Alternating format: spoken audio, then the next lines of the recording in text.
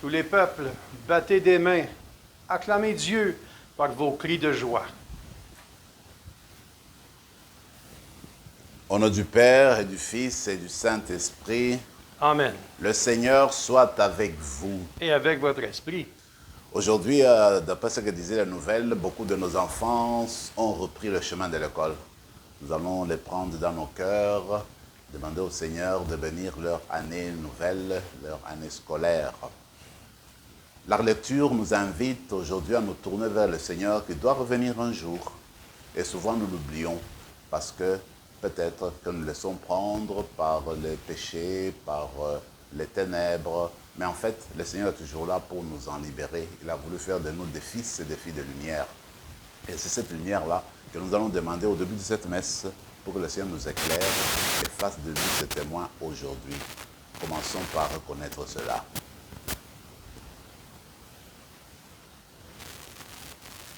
Je confesse à Dieu Tout-Puissant, je reconnais devant mes frères et sœurs que j'ai péché en pensée, en parole, par action et par omission. Oui, j'ai vraiment péché. C'est pourquoi je supplie la Vierge Marie, les anges et tous les saints, et vous aussi mes frères et sœurs, de prier pour moi le Seigneur notre Dieu. Que Dieu Tout-Puissant nous fasse miséricorde, qu'il nous pardonne nos péchés et nous conduise à la vie éternelle. Amen. Seigneur, prends pitié. Seigneur, prends pitié. Ô Christ, prends pitié. Ô Christ, prends pitié. Seigneur, prends pitié. Seigneur, prends pitié. Prions le Seigneur.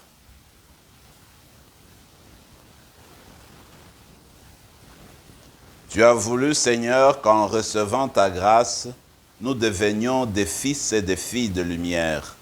Ne permets pas que l'erreur nous plonge dans la nuit, mais accorde-nous d'être toujours rayonnants de ta vérité. Par Jésus-Christ, ton Fils, notre Seigneur et notre Dieu, qui règne avec toi et le Saint-Esprit, maintenant et pour les siècles des siècles. Amen.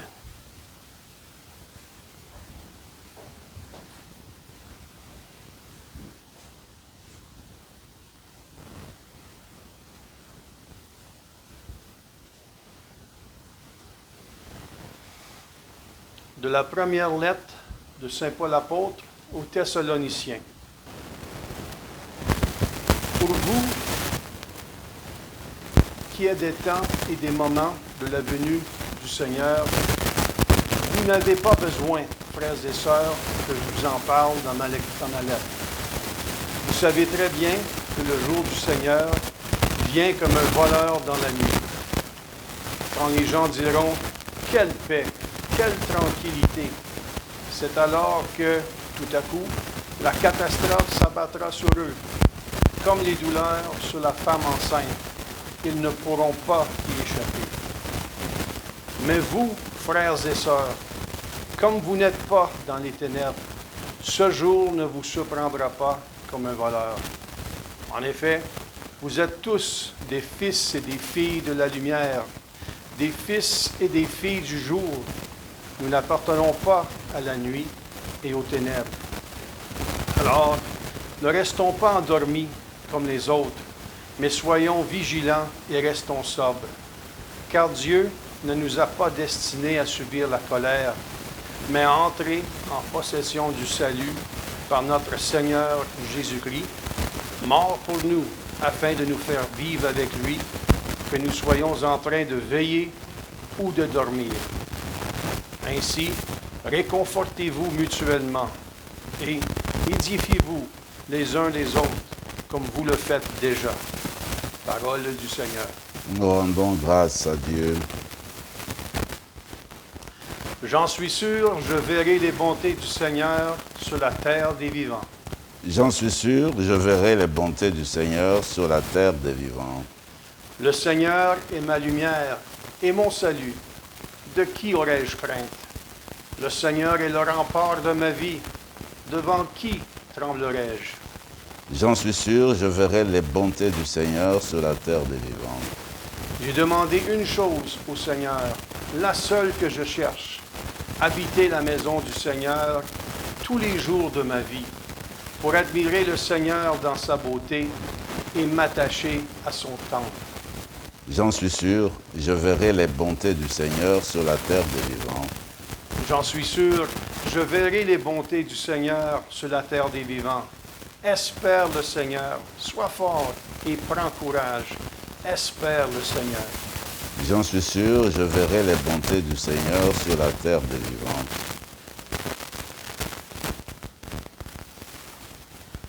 Alléluia, alléluia. Un grand prophète s'est levé parmi nous et Dieu a visité son peuple. Alléluia.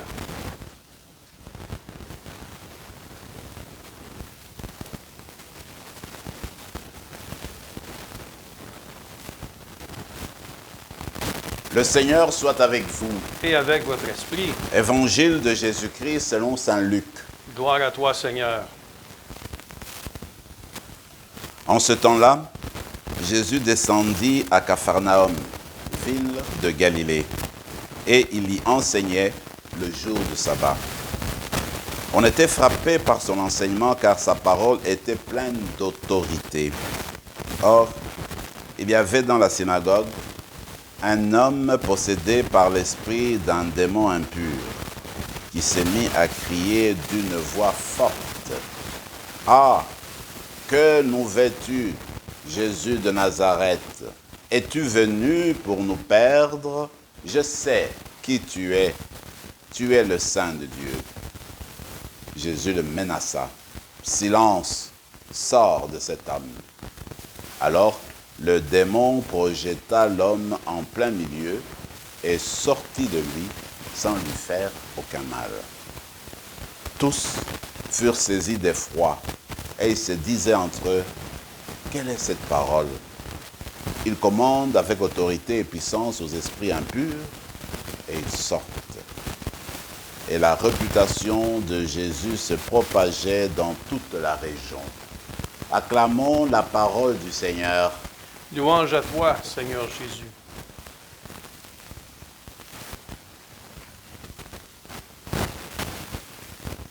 Nous avons entendu parler souvent de la fin du monde, et c'est là au cours de nos vies. Moi, je me rappelle jeune, pour la première fois, j'ai entendu parler d'une fin du monde imminente. Quand j'ai terminé mon école primaire, on me disait qu'en 1970, c'était la fin de tout, c'est la fin du monde. Alors moi-même, je me rappelle, je me disais, mais alors je n'ai même pas l'occasion d'aller à l'école secondaire, je ne serai jamais un adulte dans ma vie, etc. Écoutez, 1970 s'est passé. Alors plus tard, j'entendais encore d'autres années. Mais plus proche de nous, c'était l'an 2000, vous vous rappelez. À l'an 2000, il y avait tellement de théories, tellement d'enseignements, et puis des prédictions, que ce serait la fin de tout en l'an 2000. Aujourd'hui, c'est plus de 20 ans que nous avons passé l'an 2000. En fait, de quoi s'agit-il quand on parle de la fin du monde? Ça a été déjà une préoccupation au moment de Paul, dans la communauté de Thessalonique. Mais ce n'était pas la même attitude que la nôtre. À ce moment-là, au 1er siècle, disons dans les années 50, les disciples du Christ attendaient avec impatience le retour du Christ. Ils voulaient tellement le revoir revenir. Tout le monde s'y mettait pour que le Seigneur revienne. Et ne tarde pas. Mais aujourd'hui, est-ce que nous avons encore cet enthousiasme-là? Est-ce que nous avons encore cette attente brûlante en nous pour savoir point d'interrogation? Mais en fait, moi je crois que Paul répond très bien à la question de savoir comment nous devons nous comporter dans cette attente. C'est pour dire tout simplement que nous devons rester vigilants et réveillés, pas tomber dans le sommeil. Parce que le jour du Seigneur arrivera comme un voleur. Alors je ne sais pas pourquoi on essaie toujours de mettre une année, même une date à la fin du monde, au retour du Seigneur, alors que c'est bien dit dans l'Écriture que le Seigneur viendra comme un voleur. Qui sait dans nos maisons le jour et l'heure exacte qu'un voleur va venir percer la maison? Il n'y a personne. Alors pour dire que personne, vraiment personne ne connaît le jour du retour du Seigneur, c'est la fin du monde. Personne. Par contre, ce qu'il faudrait faire, c'est vivre dans l'espérance, une espérance active et joyeuse, pour savoir que nous sommes des fils et des filles de lumière, que Dieu nous a plongés dans la lumière de son Fils, et que nous devons vivre dans la joie. Alors, pour attendre d'une manière attentive et puis d'une manière active, pour attendre ce retour du Seigneur, eh bien, nous devons être vigilants. devons nous réveiller davantage, tourner notre cœur vers le prochain, tourner notre cœur vers Dieu, veiller à ce que nous vivions dans la paix, dans les bonnes relations autour de nous. Veiller à ce que la parole du Seigneur continue à se propager. En fait, ça serait une attente joyeuse. Alors, on ne va pas s'énerver parce que quand le Seigneur revient, ce n'est pas pour nous écraser, c'est pour nous prendre avec lui, pour nous faire participer à la joie de son royaume. Nous disions dans les psaumes, en tout cas, il y a un la bonté du Seigneur sur la terre des vivants. Moi, je me demande une chose au Seigneur, c'est laquelle? Que je vive dans la maison du Seigneur. Voilà notre espérance, voilà en fait notre avenir. Alors, dans la célébration d'aujourd'hui, nous allons demander que le Seigneur vienne raviver notre espérance, vienne nous donner la joie de l'attente, pas nous énerver, mais être serein. Savoir que l'essentiel, c'est de rester éveillé, de ne pas tomber dans le sommeil de la peur, le sommeil du péché, le sommeil du mal, mais rester éveillé, vivre dans la lumière, et essayer d'avancer dans sa vie en faisant du bien. Et quand le Seigneur arrive, bien, il viendra avec sa lumière et nous serons dans cette lumière-là parce que le Père sera soutenu dans cette même lumière. Alors c'est la prière que nous allons demander, que nous allons adresser au Père justement durant cette célébration. Regardez dans l'Évangile, c'est le même Seigneur qu'on attend au retour, que le Seigneur, lui, il parlait toujours avec autorité. Alors quand on l'entendait, on en était frappé. Pourquoi? Parce que ce que le Seigneur Jésus disait, eh bien c'était l'expression de son Père. Il révélait le dessein de son Père. Il était tellement uni à son Père. Il faisait tellement un à Dieu, de telle manière que tout ce qui sortait de lui, tous ses gestes, toutes ses paroles, toute son attitude, c'était le reflet de l'amour de Dieu, du dessein de Dieu pour l'humanité. Alors, c'est ainsi qu'il y avait concordance entre ses dires et ses actions. Tout ce qu'il faisait, tout ce qu'il prêchait, tout ce qu'il enseignait, eh bien, lui-même le vivait. Alors, les gens étaient frappés de cela. Voilà pourquoi les gens étaient attirés par lui. On allait vers lui à cause de sa parole, qui était une parole directe, une parole inspirée, une parole qui révélait le vrai visage de Dieu, une parole qui révélait l'amour, la miséricorde de Dieu, mais aussi une parole qui était action, parce que ce qu'il disait, lui, il le vivait au jour.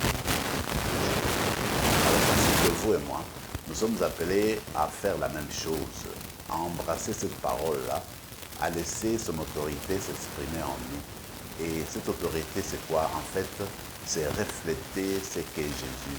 C'est refléter son amour. C'est refléter tout son être. Alors, quand on reflète cela, eh bien, notre parole est mariée à nos actes. Et c'est ainsi qu'on attire les gens. C'est ainsi qu'on fait le témoignage. Et même cette parole, nous dit l'Écriture, était tellement autoritaire qu'il pouvait commander aux esprits mauvais de sortir. Et les esprits obéissaient. Parce qu'une parole vient de Dieu. Alors nous aussi, nous pouvons avoir cette même parole, chasser le mal à nous, chasser le mauvais esprit à nous, parce que c'est Jésus en fait que nous portons. Et c'est lui qui fait l'autorité de notre parole, qui croit notre parole autoritaire. Alors dans la célébration d'aujourd'hui, nous allons nous tourner vers le Seigneur, nous demander ces choses-là, que notre cœur vive dans l'espérance joyeuse, dans l'espérance de sa venue, mais aussi que tous les jours aussi, que notre parole soit une parole d'autorité, parce qu'elle vient de Jésus et elle fait le pont entre le dire et le faire.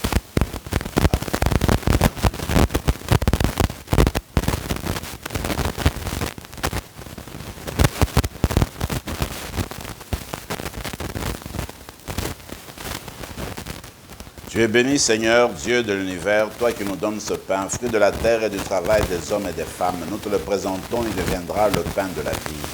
Béni soit Dieu, maintenant et toujours.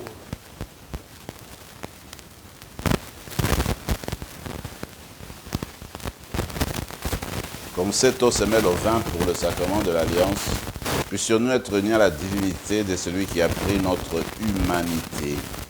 Tu es béni, Seigneur, Dieu de l'univers, toi qui nous donnes ce vin, fruit de la vigne du travail des hommes et des femmes. Nous te le présentons, il deviendra le vin du royaume éternel. Béni soit Dieu, maintenant et toujours. Humbles et pauvres, nous te supplions, Seigneur, accueille-nous, Que notre sacrifice en ce jour trouve grâce devant toi. Lave-nous de nos fautes, Seigneur, purifie-nous de nos péchés. Prions ensemble, mes frères et mes sœurs, au moment d'offrir le sacrifice de toute l'Église. Pour la gloire de Dieu et le salut du monde. Dieu qui agit avec puissance dans tes sacrements, fais que le peuple assemblé pour te servir soit accordé à la sainteté de tes propres dons. Par Jésus le Christ notre Seigneur. Amen. Le Seigneur soit avec vous. Et avec votre esprit. Élevons notre cœur. Nous le tournons vers le Seigneur. Rendons grâce au Seigneur notre Dieu. Cela est juste et bon. Vraiment, il est juste et bon de te rendre gloire, de t'offrir notre action de grâce toujours et en tout lieu, à toi, Père très saint, Dieu éternel et tout-puissant. Dans ta bonté, tu as créé l'être humain. Et comme il avait mérité la condamnation, tu l'as racheté dans ta miséricorde par le Christ notre Seigneur. C'est par lui que les anges célèbrent ta grandeur, que les esprits bienheureux adorent ta gloire, que s'inclinent devant toi les puissances d'en haut, et tressaillent d'une même allégresse les innombrables créatures des cieux. À leur hymne de louange, laisse-nous joindre nos voix pour chanter et proclamer. Saint, Saint, Saint, le Seigneur, Dieu de l'univers. Le ciel et la terre sont remplis de ta gloire. Hosanna au plus haut des cieux. Béni soit celui qui vient au nom du Seigneur. Hosanna au plus haut des cieux. Toi qui es vraiment saint, toi qui es la source de toute sainteté, Seigneur, nous te prions, sanctifie ces offrandes en répandant sur elles ton esprit, qu'elles deviennent pour nous le corps et le sang de Jésus le Christ notre Seigneur. Au moment d'être livré, d'entrer librement dans sa passion, il prit le pain. Il rendit grâce, il le rompit et le donna à ses disciples en disant « Prenez et mangez-en tous. Ceci est mon corps livré pour vous. »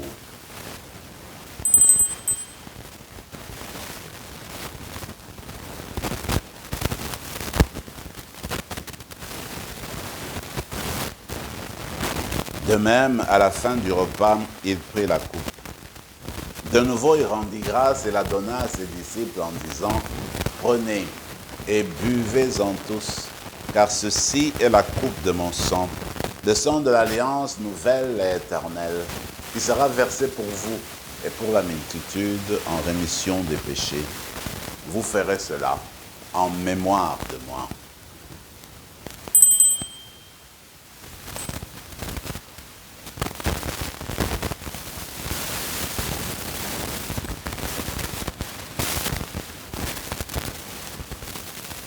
Quand nous mangeons ce pain et buvons à cette coupe, nous célébrons le mystère de la foi. Nous rappelons ta mort, Seigneur ressuscité, et nous attendons que tu viennes. Faisant ici mémoire de la mort et de la résurrection de ton Fils, nous t'offrons, Seigneur, le pain de la vie et la coupe du salut. Et nous te rendons grâce, car tu nous as choisis pour servir en ta présence. Humblement, nous te demandons qu'en ayant part au corps et au sang du Christ, nous soyons rassemblés par l'Esprit Saint en un seul corps. Souviens-toi, Seigneur, de ton Église répandue à travers le monde. Fais-la grandir dans ta charité avec le pape François, notre évêque Marcel et tous ceux qui ont la charge de ton peuple. Souviens-toi aussi de nos frères et sœurs qui se sont endormis dans l'espérance de la résurrection et de tous les hommes, de toutes les femmes qui ont quitté cette vie. Reçois-les dans ta lumière auprès de toi. Sur nous tous, enfin, nous qui portons nos enfants qui reprennent le chemin de l'école aujourd'hui, nous implorons ta bonté. Permets qu'avec la Vierge Marie, la bienheureuse Mère de Dieu, avec les apôtres, Saint Rémy et les saints de tous les temps qui ont vécu dans ton amitié, nous ayons part à la vie éternelle et que nous chantions ta louange par Jésus-Christ, ton Fils bien-aimé.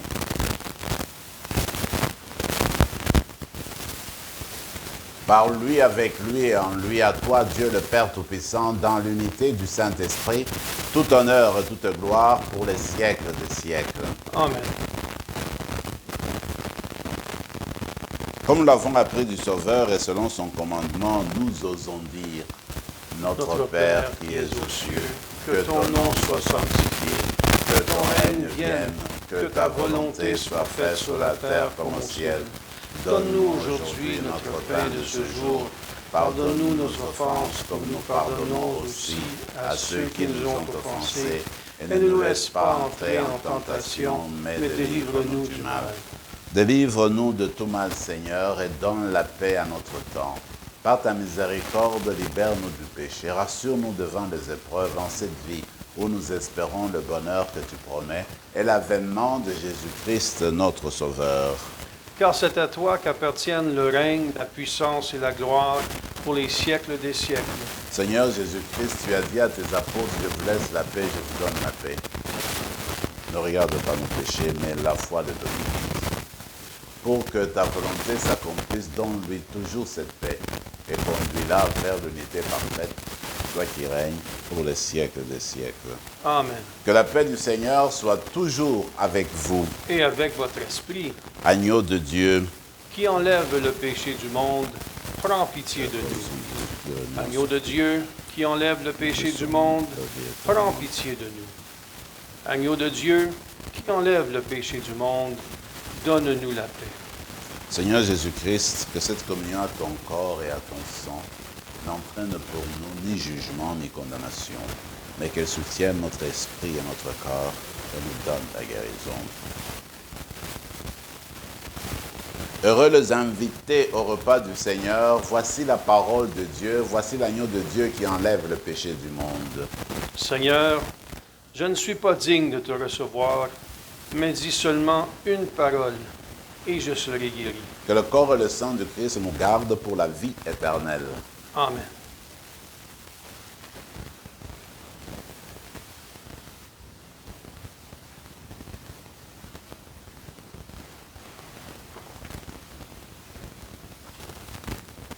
Le corps de Christ. Amen.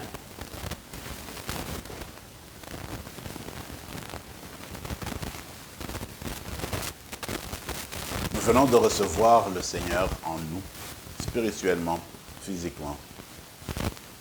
Prenons ce temps, ce moment de silence pour lui demander ce qui nous tient à cœur.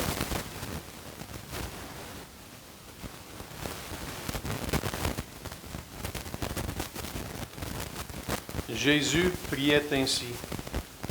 Pour ceux qui croiront en moi, je te demande, Père, qu'ils soient un en nous, afin que le monde reconnaisse que tu m'as envoyé. Prions encore le Seigneur. Que le corps et le sang de Jésus-Christ, offerts en sacrifice et reçus en communion, nous donnent la vie, Seigneur. Reliés à toi par une charité qui ne passera jamais, nous porterons des fruits qui demeurent. Par Jésus le Christ, notre Seigneur. Amen. Le Seigneur soit avec vous. Et avec votre esprit. Et que Dieu Tout-Puissant vous bénisse, le Père, le Fils et le Saint-Esprit. Amen. Allez dans la paix de Christ. Nous rendons grâce à Dieu.